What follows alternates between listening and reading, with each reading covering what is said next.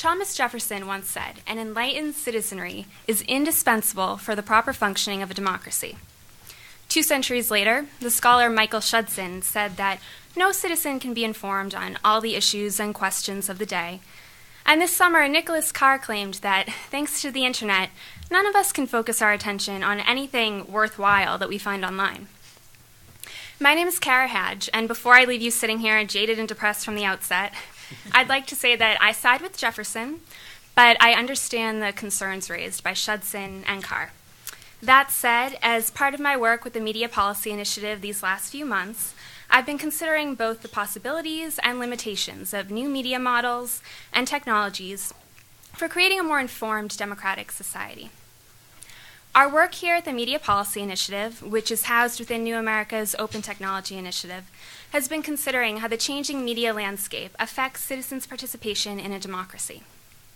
Led by Knight Media Policy Fellow Tom Glazier and powered by a remarkably energetic group of 8 other fellows and 5 interns, we've been conducting research into the characteristics that support a healthy information community with the broader aims of New America in mind, looking to new ideas and new thinkers to address the next generation of challenges facing the United States. New America is a DC-based public policy institute that embraces this mission through 15 programs that range from everything from counterterrorism to health to education.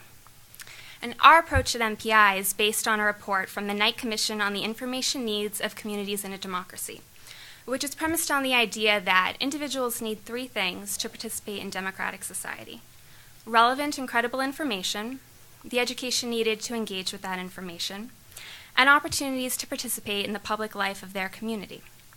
My colleague Christine Gloria and I, along with the help of Angelica Das from American University's Center for Social Media, have been applying this framework to our research on Washington, D.C.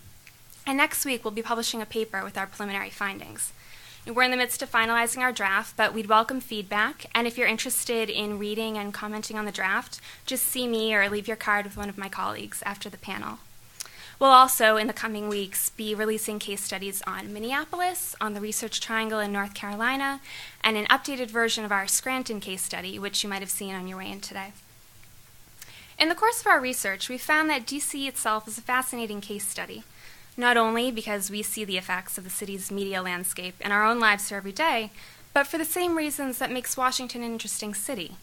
You don't have to have lived here long to appreciate that the district is in many ways the composite of its communities.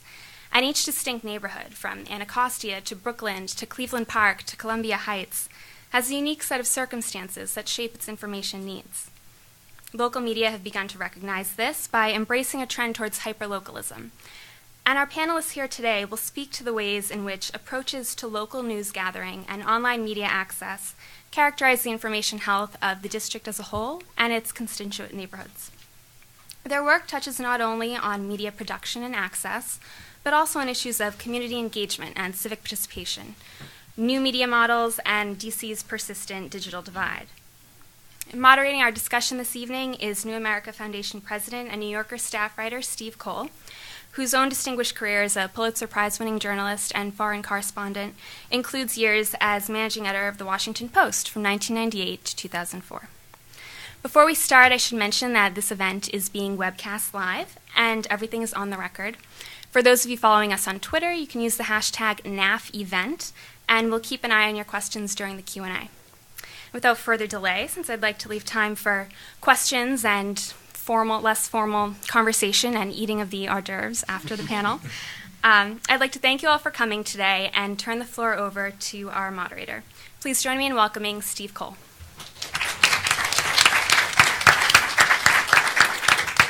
So thank you very much, Kara. It's been a pleasure to work with you and Tom and everybody here. And before we start with the main attraction, which is to hear from these fascinating journalists and thinkers and leaders in the media ecosystem, or whatever it is they put on their business cards, I just thought I'd add a few words of context about these case studies, because just to try to connect what the value is of the discussion we're trying to have here with the larger effort in Washington and elsewhere to figure out what kind of media world we're headed into. When Tom and I wander over to the the Federal Communications Commission, where there's a big process underway to rethink what media is, I'm struck by the gratitude that they express for the work that Kara and Tom and his team do by looking specifically at a place to say, what's new here? What is happening that our thinking about broadcasting and newspapers and other traditional media doesn't account for? And that mapping exercise, I think, is in some ways a lot more nourishing and useful than the stale arguments that we've become familiar with by now about blogging and old media and new media and so forth. And I'd like to use the time that we have to take that mapping and make it a little more qualitative just by hearing from the people who are actually out thinking about this every day and experiencing it and learning from it. And I don't think we have a formal plan for opening remarks, do we? Being informal new media, public media types. So I'd actually like to just go down the panel and ask a few questions about each of you about how you got started with this and what it is you do. How many of you have gone on to read Prince of Petworth one way or another?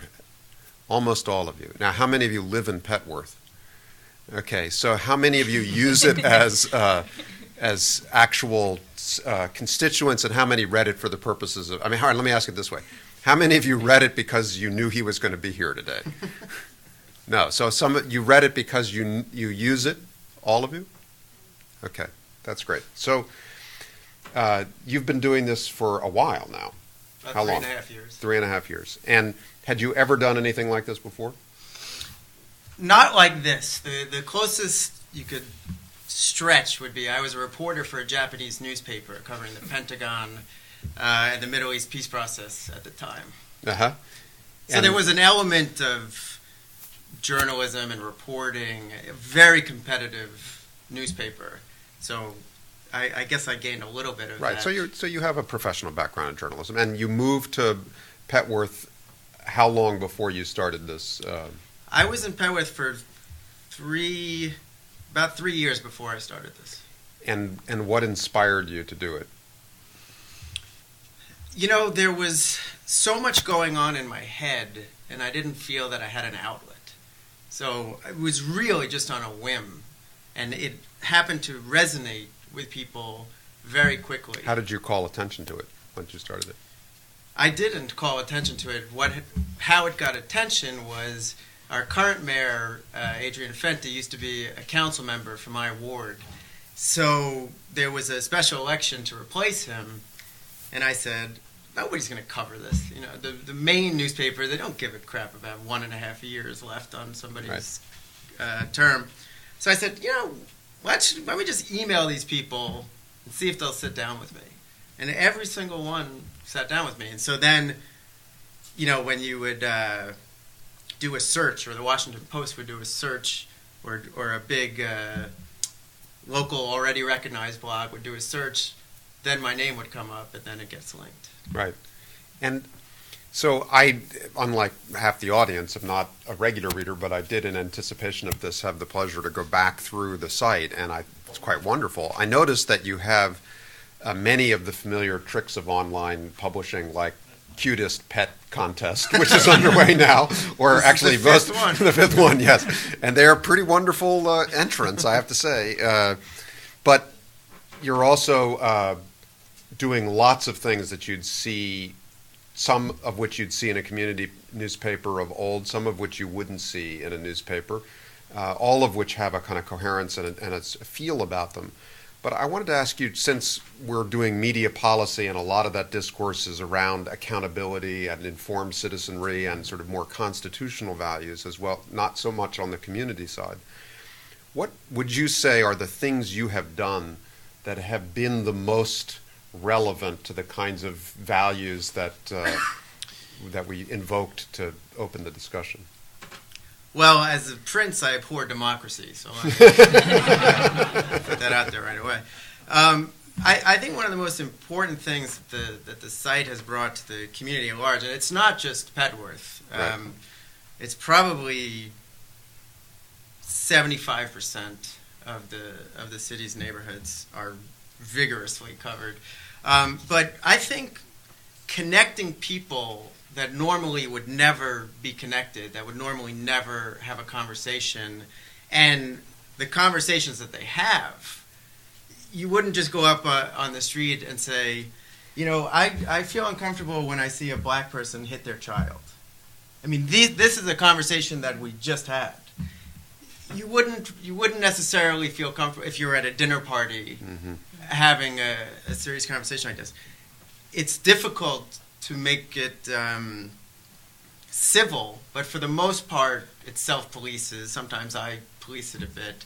But the range of topics that are discussed, it's just quite extraordinary. And I don't take any credit for this. I'm just a facilitator. So your sense of the answer is that it's an authentic, binding discourse that brings a community together. It's not so much knocking on the doors of government saying, we the people have a question about why you haven't picked up the garbage down the street. It's more of a discourse than it is an accountability function. There are a few functions. I mean, people feel very comfortable in accountability. If they live next to a house that's fallen in disrepair and drug dealers have set up shop, they feel very comfortable coming to me or coming to my site. And they know that my site is read by the police department, is read by the council members, etc.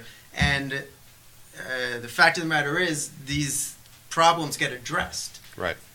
All right, so let me jump over, Ari, I'll come back to Veronica, because that's a good transition to Fairfax Village, where today on the site there was a department that I gather is long-standing called, what was it, Open Issues? Yeah. So talk a little bit about that and set it into context. Tell how many folks have read Fairfax Village at one time or another? Anybody here live in that condo association? Besides one? Okay. So I think you may set your site a little bit more in context. What is the community that you're bounded by with these different condominium associations? So Fairfax Village is located east of the river, and I guess a little bit of a context why I started blogging about Fairfax Village is, whenever you hear about east of the river in the newspapers that someone got shot or, someone did something to someone, and, and then they just say southeast. Southeast is a large mass of land. In addition, there's also the southeast west of the river, but everyone just assumes everything happens east of the river. So part of why I started blogging about Fairfax Village, which is actually, it's a community within a community. We're actually part of Hillcrest.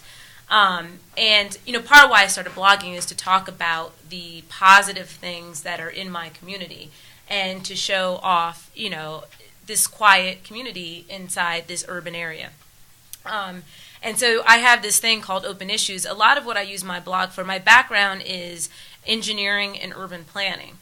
And so my blog tends to take on that tone just because that's what I do. And so what I use my blog for is, one, to give information to the community, the immediate community, and then also the rest of the city about things happening in Fairfax Village. But then also, too, to serve that accountability function. Because, at first, when you try to email your council member or whomever, you may or may not get a response. But now that they know that my blog is read, and I started this thing, it's called Wednesday Stew. It's what's cooking in Fairfax Village. So it's just things that are open action items and closed action items. And I post that every Wednesday. When no department wants to have their action item constantly open, because I would say, hey, I emailed DDOT about getting my street repaired and my street's not repaired. And it's just, and it's a little bit of accountability and trying to help, with making my neighborhood better. Because a lot of times we just get kind of pushed to the side because we aren't as tenacious as some of the other parts of the city. And give some examples of the open issues that you track, because you referred to them, things that Right. need repairing, vacant houses that need to be addressed. Right. I'd say my biggest issue, there's this vacant lot where a developer was supposed to be building 5 houses. Only 4 houses got built. So now there's a half a foundation and a vacant lot. And I've been going back and forth between DDOT and DCRA because it's not a vacant lot. Oh, but it is a vacant lot. But no, it's an empty lot. So, eventually I got to the point where I was like, DCRA, DDOT, and DPW, one of you needs to fix it. I don't know who it needs to be. And so that's been a long-standing issue, probably well over a year now. And I've been, tracking that in my conversations with DDOT. So that's the other thing, DCRA. And so that's the other thing, too. It's that, I will say that, hey, I talked to so-and-so on such and such a day, and I put it on my blog. So now it's out there, and there is no, going back to say, well, I didn't talk to her, because I document everything. And so when things do get fixed or when action occurs, why do you think that is? Because you've called them out in public and somebody has paid attention enough to respond? Or Well, that, and then also, too, with one of the issues, a lot of it is, too, my neighbors read this blog. So then what they say is, okay, well, Veronica's doing all she can, so let me go ahead and start putting in my 311 request, or let me start emailing. So then all of a sudden you start getting these floods of emails. People want that to stop. One of our longstanding issues is the Fairfax Village Shopping Center, which, even retail options aside, because there's lack of retail, you can still maintain the property. You can still keep it clean. You can still keep the landscaping nice, especially since this is, abuts our property. And, I've been tracking this issue again for like a year, and so we're getting ready to elevate it to the next level where we're going to start flooding the inbox of the property manager and having my neighbors, look, every week we need to just send an email, because eventually they're going to have to come out and cut the hedges, so it's either they don't want the emails or they're going to cut the hedges. Yeah, you used a phrase in reference to that campaign that stuck with me, which was something like, well, readers, we may have to blow up some email mailboxes. Blow up some email inboxes, exactly. I mean, that's sometimes, and it's my problems with the shopping center are very simple. I mean, yeah, there's a liquor store, there's a check cashing place, which is typical of Ward 7. That aside, I just want you to cut the hedges and keep the trash clean. Yes, there's litter, but guess what? Fairfax Village, we have to pay someone to pick up the litter that we didn't do, so you need to pick up your litter. You need to do your part to make this neighborhood beautiful. So thank you. So Ariel, your work now is a variation on a theme and really not quite the same mission, but located in a similar space in Columbia Heights. And so I think first people would like to hear what the Public Media Corps' idea of itself is, and then talk a little bit about what you're actually trying to do with that mission in Columbia Heights and what you've learned about it so far. Well, the Public Media Corps is a set of, we're right now in our beta phase. So what that means is we have 15 fellows on a 6-month fellowship until this December, working in community centers and schools and various public media outlets around the city to try to encourage media literacy, media skills, and broadband access. Now, what all those terms mean we can get into, I guess, a little bit later. What it means personally for me is I'm working over at a community center in Columbia Heights called Synthronia. We do media projects with students. They're learning things like, how to interview each other. They're picking up skills as far as unpacking media literacy. When you learn to interview someone, you learn what's a leading question. Why would I trust someone who's going to ask this kind of question? Why would I, why do they position the camera this way? Why would you hold a mic this way as opposed to another way? And you kind of pick up a little bit more about what's fed to you and become that much more educated in the process about the things you consume. I come from a public radio background, so when you say this is a variation on a theme, I feel like it's really pretty true, because the reason I got into journalism in the first place is was kind of out of a sense of public service, the public service that journalism does do, and I feel like Public Media Corps is very much an extension of that sense. So in Columbia Heights, do you live there? I do. And so that's a neighborhood that lots of things are going on, lots of transitions, lots of real estate development, lots of stuff going on. And what's there by way of local tracking of that? Are there princes of Columbia Heights or villages, chroniclers? One reason I'm actually really glad to be sitting next to Dan here is he actually does. You do get into Columbia Heights a little bit. He drifts down a little bit, huh? I would say the biggest contingent of my readers is from Columbia Heights. Yeah. Right, yeah. And, Is there a newspaper that even that purports to circulate for free in just Columbia Columbia Heights, but I feel like because of the large Latino community, much of the local Latino newspaper coverage is focused on, specifically on Columbia Heights, Mount Pleasant, and Adams Morgan, which is the basic concentration of Latino people in the city.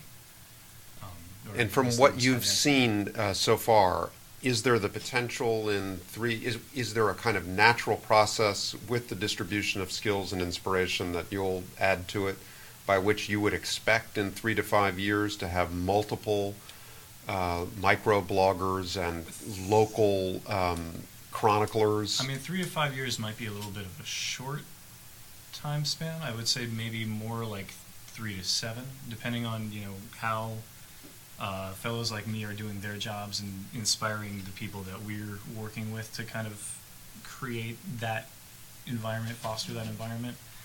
I definitely think it's possible, and I would really hope to see it. There's definitely potential. There's a phenomenal amount of computer access and media out there just in Ward 1 alone,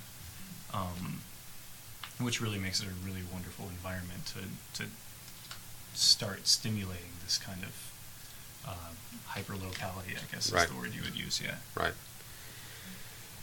So, Justin, it sounds like there might still be some room for you. I'm not so sure. But beginning to wonder myself. Yeah. So, I'm a veteran of the effort to try to conceptualize what a major metropolitan newspaper migrating online could do at the micro level, and I've probably seen just about every thought surfaced, and most of them experimented with, none of which has necessarily been fully realized, but there's lots of evidence of things that have worked. When you came into the story, what do you think the Washington Post had concluded about the limits of its potential to function in a micro-local environment, and what the opportunity actually is, given the structure of its role as a journalistic shop in Washington? Well, we actually just launched a postlocal.com last year, which is the local homepage of the Washington Post. And we figured that we would create a space for people who were just solely interested in local news to come to, instead of just going to the Washington Post, the big front homepage of the Washington Post. We wanted to create a specific space just for people who are interested in local news. And we've kind of, some of the ideas that have spun out of that in terms of more local coverage, we have a local blog network where we pull in a number of bloggers that we've made agreements with, where we feature their content. Something I'm really excited about is called the Daily Gripe, which I and another editor worked on, and it's basically an interactive thing where you can log on to a map of the entire Washington, D.C. area and report problems in your community. So if you have a pothole on your street, if the diving boards are broken at your local pool, you can log in, file a report, and then we actually do follow-up reporting on it with the agencies that are responsible for fixing it. And to what extent is the network of bloggers that you're working with and the kind of geography of your gripe machine, is it all the way out to Loudoun County? Do I have as equal access to the way you conceptualize your role if I'm in Germantown or if I'm in Petworth? Yes. And if I type in my zip code, will I get something densely in my neighborhood, or do I have to go, if I'm in Maryland, to the Gazette papers or to some other institution at that level? Well, if you strictly type in your zip code, you won't get anything. But yes, if you search on your town, you'll get information. But I mean, do you have bloggers who are just working? Will you ultimately compete with the Prince of Petworth? That's my real question. Well, I mean, I think what we're trying to do is feature more and more local content, and local bloggers are a big part of that. And I think over time you'll see more and more aggregated local blog content on the Washington Post local site. Mm-hmm. And so if I could allow myself to be old-fashioned I don't have to work very hard at that. But let me ask a sort of a J-school question. And each of you maybe can offer a reply to it. A traditional theology or ideology of journalism would hold that what citizens need from their intermediaries between them and their government is somebody with at least some objectivity or professional attitude, not necessarily a pure scientific method, but somebody who stands between them and powerful people in their lives to ask hard questions, to insist on performance, to dig around where there's evidence of wrongdoing and so forth. And my sense is that all of you are involved in that to some extent. But what realistically can citizenry expect from the resources and the environment? What, if anything, needs to be accounted for to really deliver the fear that public officials require sometimes to do the right thing?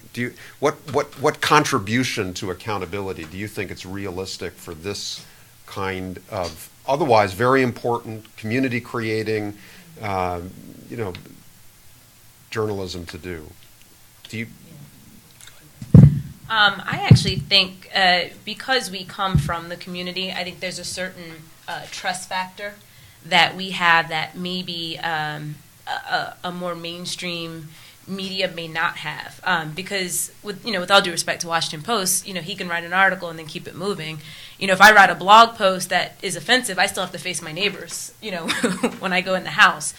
So, even though, I know that there's some talk that, bloggers aren't bound to journalistic ethics. But, in a sense we are, because my credibility is on the line as someone who lives in the community every time I write something.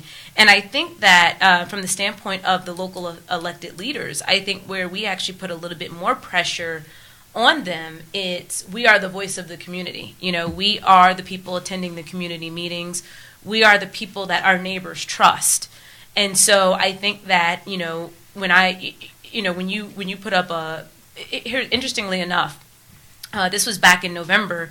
Clark Ray, who is an at-large candidate, was in my neighborhood canvassing. So I just wrote an innocent blog post that he's canvassing my neighborhood. And the last line of my blog is, "Hey, I wonder when Mendelssohn's coming to Ward 7." It was the last line of my blog. 24 hours later, his staff, they're emailing me trying to figure out when they can come to my neighborhood to meet with me. So I think that the local leaders have recognized the power of the bloggers. They realize that we have a following and we are a certain voice or a certain pulse of the community.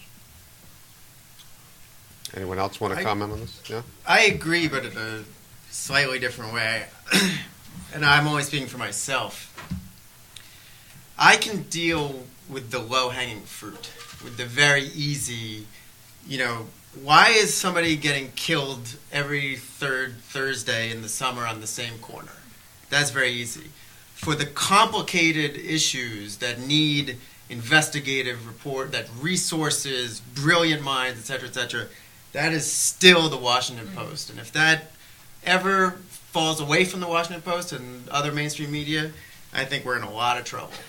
Because I really would disagree there, because I feel like it's incumbent upon outlets like the Washington Post and like local public media outlets, which are stewards of public access to information, to create an environment in which these people can go out and maybe they don't blog about the thing on the corner every Thursday, but they do, go in and do this deep investigation, and then they become the next WikiLeaks. They become the next, whoever is going to make the next big difference there. And it's up to, I feel like it's incumbent upon these large established organizations to create an environment where that can happen.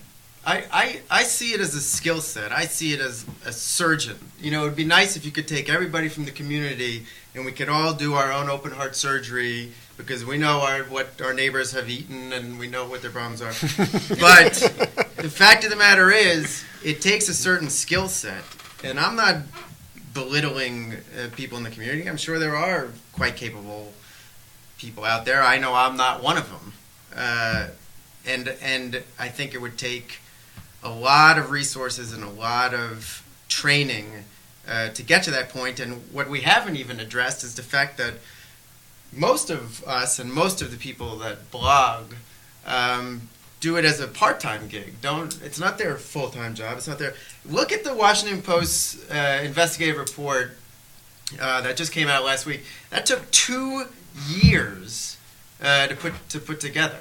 2 years. I mean, I don't think that the bloggers and the online world, even the people in the community, have the resources to dig in, to find the right questions, to get the resources. I mean, they can be a part of it. They can contribute to one of those big investigations, in my opinion. Yeah, and I suppose to some extent it depends on how much education and consistent resource transfer models like Ariel's can achieve. Because I'm biased to agree with Dan, but I always felt and said to colleagues that investigative reporting using public records and real estate records and being able to break down limited partnerships and to correlate campaign contribution patterns with property ownership patterns and to go into the courthouses and dig civil litigation files out and really know how to read them and to look for points of entry, that skill set, which is a skill set, it's a profession, it's harder to acquire than, say, a real estate license, but it's not brain surgery either. I mean, it is something that lots of people could learn how to do if they had the time, the training, and the motivation. But it is a profession. And some of it, the better you get at it, the more steps you save by being able to know at the front end what questions to ask or what clues to be looking for and what issues to track. So I'm not sure. I haven't seen it demonstrated that at the local micro level that level of skills can be distributed, but I don't rule out the possibility that a resource center permanently established with an active citizenry couldn't transfer some of those skills over time out of library kiosks or other models. I mean, I'm at least open to that. Justin, what do you think? I think I kind of fall in the middle. I think it really depends on what type of reporting project you're talking about. I think in some cases, crowds of people can actually be more effective than individual reporters. For instance, the Washington Post put the federal budget online earlier this year, and it's such a massive, mind-bending document that we allowed people to troll through it and find interesting line items in the budget. And I think in a case like that, I think it's a real good case study for when, the crowd of people can actually do really interesting reporting that 2 or 3 reporters just don't simply have, the ability to wade through all that kind of material. Also with the Daily Gripe feature, the Post just doesn't have the resources to put someone in every corner in the Washington area. But, by harnessing the power of citizens out in the community, who are, live on these streets day in and day out and drive over these potholes day in and day out, they know their neighborhoods and they can, report on this stuff better than anyone else. Yeah. At the same time, we sort through all the reports that citizens are putting in and picking out the ones that we think are the most significant and would have the biggest impact by reporting on them. So I think there's a real balance that can be struck between the two. But we're also talking about 2 different things, aren't we?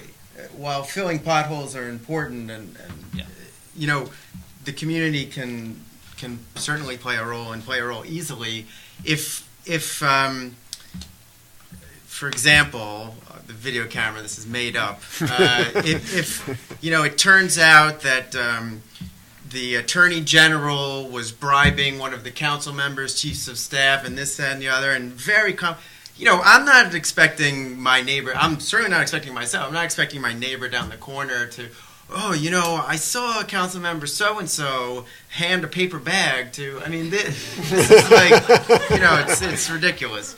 Yeah. But I could imagine Victoria stuck on this vacant lot, getting more and more frustrating, having somebody write into her and say, have you gone down and pulled the partnership papers on this lot? And maybe and then, somebody that you walk into Ariel's resource center and say, I'm sort of stuck. If I have these clues, is there some easy way I can search the databases? And, and then maybe some professional advice. I mean, that movie is out there to be made, I'm sure. Whether it will happen in real life, I'm not so sure. Let's open it up to the audience and take some questions and comments from them. Anybody want to step forward? Yeah. The concern I have is timing.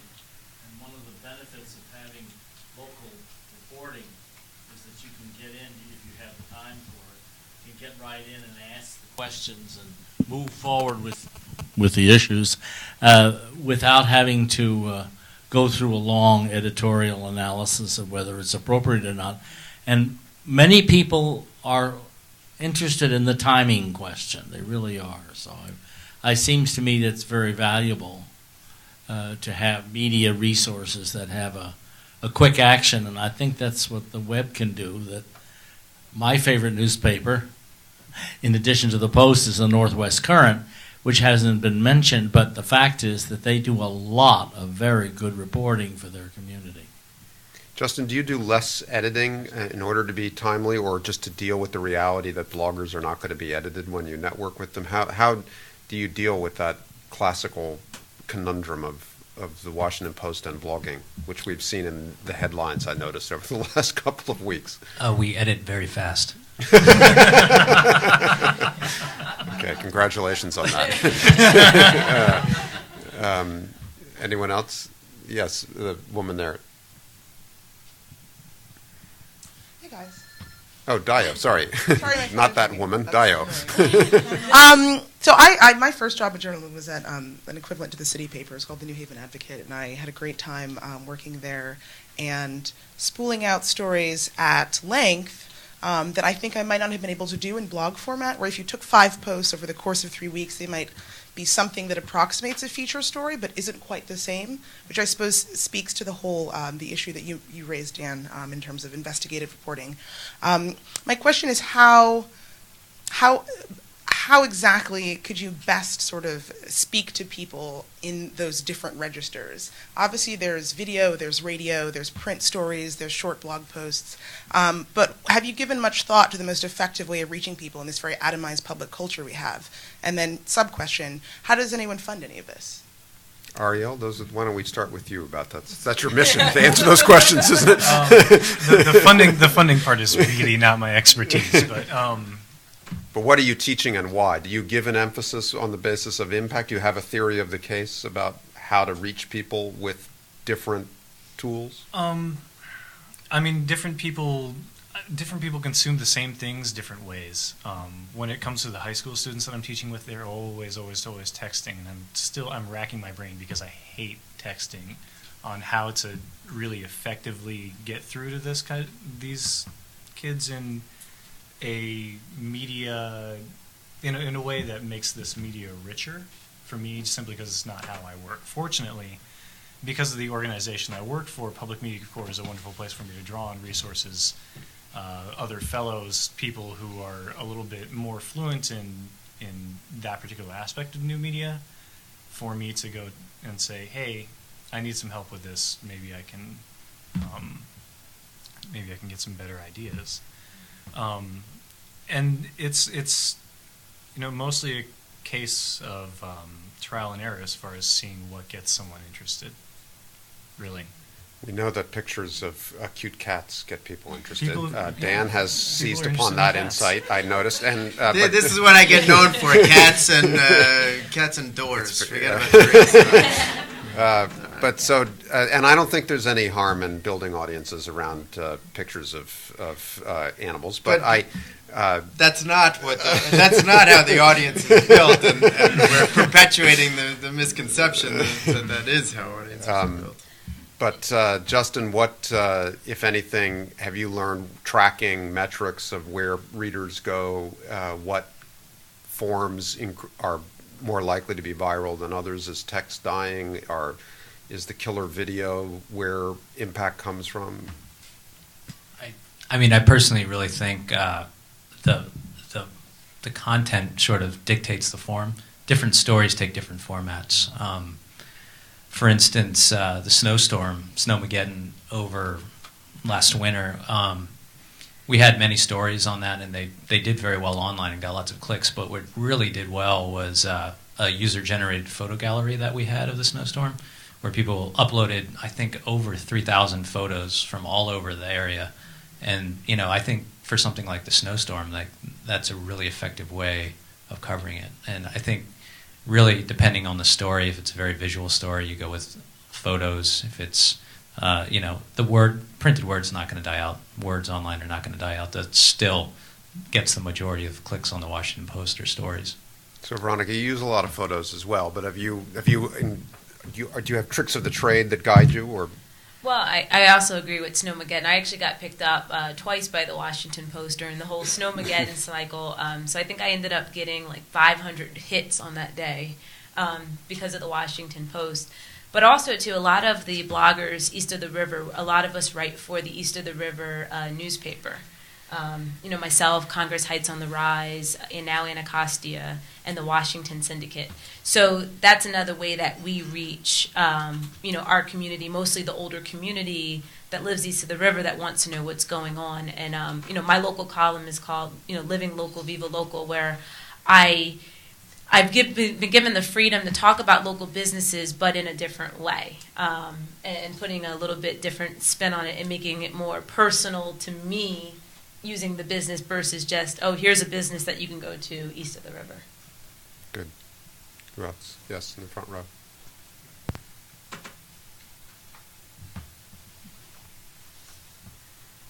Hello, panelists. I've been really enjoying the conversation, and I wanted to know, how are we defining community? Because one of the things that I've noticed is, particularly when we talk about new media and old media, it's kind of who's being served by what we're doing. And as an African-American female reader of the Prince Petworth blog, I live between Petworth and Columbia Heights. And so sometimes when I'm reading, some of the comments that are made, particularly by other commenters about race, about how things play out, about attitudes for gentrification, about even new establishments opening, seem to strike a very different chord with the set that I hang out with versus the people who are on your blog versus the people who are patronizing certain establishments. And so we start to wonder, kind of, even as new media is moving forward and influencing old media, are we still replicating a lot of the same structures? How do we know who we're talking to and if we're reflecting the entire community? Great question. Dan, that's right in the heart of your life, I would imagine. Yeah, absolutely. I mean, I'm actually struck by how diverse the readership of the Prince of Petworth is. Not only in race, but in everything. Age, sexual orientation, male, female. It's mind-boggling to me, all of the groups that are represented. Now, I know that because I talk to people and I meet people in person and I'm emailing people back and forth. But as a reader, you can't know. You can't know who the people are. I think that's actually one of the roles of the... See, I don't consider myself a journalist. There are elements of what I do that incorporate reporting and a bit of journalism, but I do not consider myself a journalist at all. One of my roles is to make sure that people are on the up and up, that they're not just saying, I think black people do this just to get a rise. Now, if somebody says, I think black people or I think Latino people do something, and this is kind of hard, but I kind of feel that that's genuinely how they feel, I try to leave that up there because I think it's important if somebody really feels that way that they're corrected or that they're, well, yes, I do that. I remember I wrote a post, I said, why are there so many Dallas Cowboy fans in Washington, D.C.? I don't understand that. I'm from New York originally. In New York, you're a Giants fan or a Jets fan. That's the way it is. After writing about that, I learned, did you know that the Redskins were one of the last integrated teams and, et cetera, et cetera. I said, holy cow, I had no idea. I don't think I was being an idiot by saying, why are there so many Dallas Cowboys? People thought I was an idiot. Some people thought I was. But the important thing for me is at the end of the day, I learned why there are so many Dallas Cowboy fans, and I hope that a lot of the readers learned why there are so many. And that's just one very, very small example. But, it's interesting because a newspaper typically, especially in the age of monopolies and quasi-monopolies, will have on its banner something like serving the community. That's part of the mission. Well, but you're a blogger. That's not the logo on your, So this idea of what is the community that forms around blogs is maybe a little less purposeful, a little different than the self-conscious kind of constructed community that a business model like newspapers tried to create. But what is your experience of that, Veronica? I'd say that because I'm pretty much the main blogger for Ward 7. So even though a lot of what I write about focuses on the Hillcrest neighborhood, sometimes I do cover things at the northern part of the ward, and sometimes you end up being this unofficial voice for the entire ward. But I would say that my community, it's mostly east of the river, and it's east of the river we have two different battles. We have the battle of how the outside world perceives us, which is a huge battle that we deal with every day. I mean, if it's not a newspaper, it's just someone, oh, you live over there? Is it safe? And it's every day. You can't go a day without someone making some comment about where you live. But at the other hand, too, the other battle that we have east of the river is our internal perceptions. Just like things like bike lanes. There are people east of the river who want bike lanes, but then there are people who east of the river who think black people don't use bike lanes. And so it's trying. So it's kind of that old. We kind of like the old Washington, new Washington. Battles going on. And so, my community really is, Ward 7, and I try to speak to them and try to help them overcome these misperceptions that they have. Because a lot of times I think it's almost kind of like domestic violence, when you've been hit so much, when someone comes out to hug you, you just flinch automatically. And I think that that's been the culture of Ward 7. So they distrust everybody.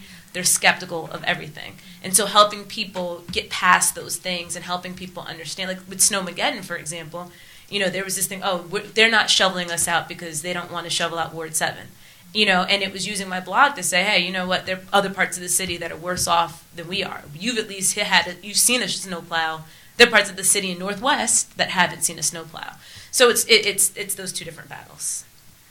Maybe one more question, and we'll let you have another glass of wine and some hors d'oeuvres. Somebody in the back there. I guess I get the last question, being the oldest in the room. I've lived in D.C. since '76, and I think all these neighborhood blogs are really incredibly exciting. But I follow D.C. Watch, and I think D.C. Watch, Gary Imhoff, Dorothy Brazils, this represents, I think, the best of independent critical journalism in D.C. because they've sifted through thousands and thousands of pages and really do their homework. And I would really request or urge some of the younger journalists here to kind of follow that kind of model too, to examine some of the big issues, the citywide issues, and not simply accept the discourse of the Washington Post and the even more right-wing papers like the Examiner and the Times, but actually use some critical, radical analysis and look at some of the assumptions behind the budget and the tax structure. They keep on claiming we don't have a tax base to do better for people and so on. So that's my little, I guess it's a form of an editorial, but I'd like to... Do you have a question? I see a blog in your future. But DC Watch, does anybody want to talk about, because I don't know what he's describing. Is it, yeah? Has any of you ever written about the DC budget? Do you have any desire to do so? I wrote about the DC budget. I want to say it was last year, though, and that was the last time I ever did that. But, and again, I will say, I, just being an urban planner and an engineer, I was very biased. So I went straight to their planning budget, their economic development budget, and then the transportation. And that's just what my focus, my personal interest. But yeah, I think crowdsourcing is the last refuge of a beleaguered budget writer. So you can always post it online and ask other people to tell you what to think. Please join me in thanking the panelists. We got plenty of time for you to continue your conversation with them. Thank you all very much for doing this. Appreciate it.